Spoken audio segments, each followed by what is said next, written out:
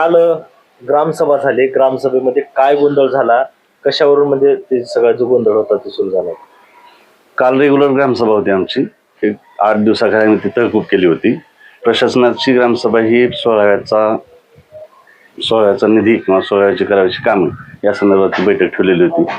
Regular होती. आजपर्यंत आमच्या गावात कुठल्याही ग्रामसभेला कधी गोंधळ झाला नाही.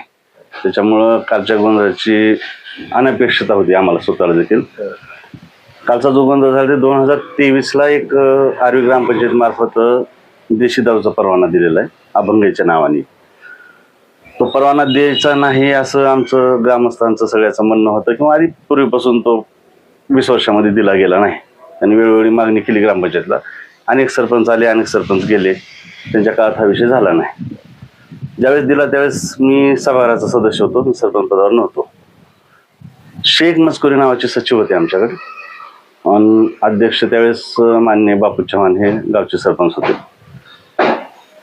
त्यावेळेस तो ठराव जो झाला, जी प्रोसेस आमच्या सगळ्यांच्या समोर आली, त्या प्रोसेसमध्ये तो विषय नव्हता. त्या प्रोसेसमध्ये आम्ही स्वतः जेवढे काही सदस्य हजर होते किंवा जेवढे लोक हजर होते त्यांनी ठरावाला मान्यता देण्यात दारूबंदीचा ठराव झाला. नंतर काही काळानंतर तो ठराव बदलून दुसरी एक प्रोसिडिंग लिहून डुप्लिकेट प्रोसिडिंग लिहिली गेली. त्याच्यावर काही मान्यवरांच्या काही सदस्यांच्या सह्या घेतल्या. 7 ते 8 लोक साधारणतः आहेत त्याच्यात सह्या करणारे. त्यातले 1-2 म्हणणं आहे की आम्ही केलं नाही, आमची सही घरी येऊन घेतली. बाकीचेचं म्हणणं आहे की म्हणजे त्याच्यावर वादविवाद भरपूर झाला. समजा ते दिलं, आता कागद दिलाय, दुकान चालू आहे, सगळा विषय आहे. त्यानंतर आम्ही 2025ला दारूबंदीचा परत एक ठराव घेतला. ग्रामसभा घेतली त्याच्याबद्दल, तो ग्रामसभेचा ठराव घेतला. त्या अनुषंगाने प्रोसिडिंग लिहिली गेली. त्यावेळेस सरपंच मी होतो, ग्रामसेवक धनासुरे म्हणून सचिव होते.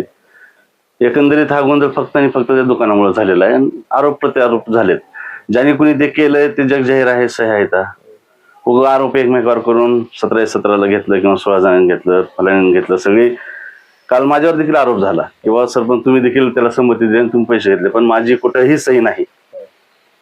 त्या दोन्ही प्रोसिडिंगच्या कॉप्या माझ्याकडे आहेत. जे काही झालंय ते फार निंदनीय आहे, चुकीचं आहे. गावाला एक गालबोट लागलंय. आज कालपासून पूर्ण फेसबुकला ही पोस्ट व्हायरल होत आहे. ते बघूनच तुम्ही मला भेटायला आलात किंवा माझी बाईट घ्यायला. काल पण मी त्यांच्याशी बोललो होते, पत्रकार आमच्या सोबत होते. त्याच्यानंतर आम्ही इथं महिला जमल्या, महिलांनी म्हणले की अवैध धंदे, हातभट्टी, गांजा विक्री हे पण आपल्या इथं भरपूर चालू आहे. प्रशासनाला आपण त्या विषयामध्ये वेगवेगळे पत्र दिलेलं आहे. त्या पत्राचं निस्तारण MIDC पोलीस स्टेशनकडनं किंवा SP साहेबांकडनं झालेलं नाही. काल जवळपास आम्ही नाही म्हणलं तर 50-60 लिटर स्पिरिट आणि 100-150 लिटर हातभट्टी, त्याचे व्हिडिओ वगैरे तुम्हाला पडले असतील किंवा बघितले असतील. स्वतः आम्ही सगळे जाऊन, सगळेच माझे आजी सरपंच होते, सगळे सदस्य होते, कर्मचारी होते, सगळ्यांनी जाऊन ती तोडफोड केली. हे करून काही भागणार नाही. याला प्रशासनानेच थांबवून घेतलं पाहिजे. जो आता विषय तुम्ही मला विचारता किंवा तुम्ही पुढे काय करणार, सरपंच म्हणून तुमची काय भूमिका आहे? सध्या मी प्रशासक आहे, तर जो काही मला करता येईल ह्या दुकानच्या विषयामध्ये रितसर कार्यवाही ते मी करणार आहे. माननीय सुनीताताई त्या खात्याच्या मंत्री आहेत, त्यांच्यापर्यंत हा विषय पोहोचण्याचा माझा प्रयत्न आहे आणि तुम्ही करणार आहे. एवढं बोलतो, माझे 2 शब्द संपवतो. मग ते जे काल जे हलकी लावून ते गावठी दारूचं हे काय होतं? ते काय मॉप होता. सगळे गावातले तरुण होते, सगळे म्हणले की ह्याच्यामुळे आमच्या इथं 2-3 माणसं एक्सपायर झाले. इथं रेल्वे पट्टीच्या पलीकडे, तिवारीच्या शेताच्या पलीकडल्या बाजूला, पट्टीच्या आजूबाजूला 4 ते 5 दुकानं आहेत. ते 4ही-5 दुकानं आम्ही जाऊन बंद केली किंवा तिथं जे काही सापडलं ते सांडून टाकलं. 1-2 जणांनी कुलप लावून गेले होते.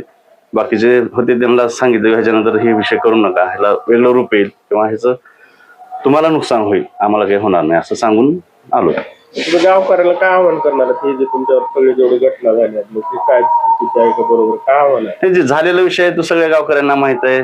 त्याची प्रोसिडिंग लिहिली गेली, लिगल कागद आहे, त्याच्यामुळे दुकान चालू आहे. दिलंय म्हणून दुकान चालू झालं, दिलं नसतं दुकान चालू झालं नसतं. आता ते बंद कसं करता येईल त्याच्यासाठी मी प्रयत्न करेन, हा माझा शब्द आहे गावकऱ्यांना.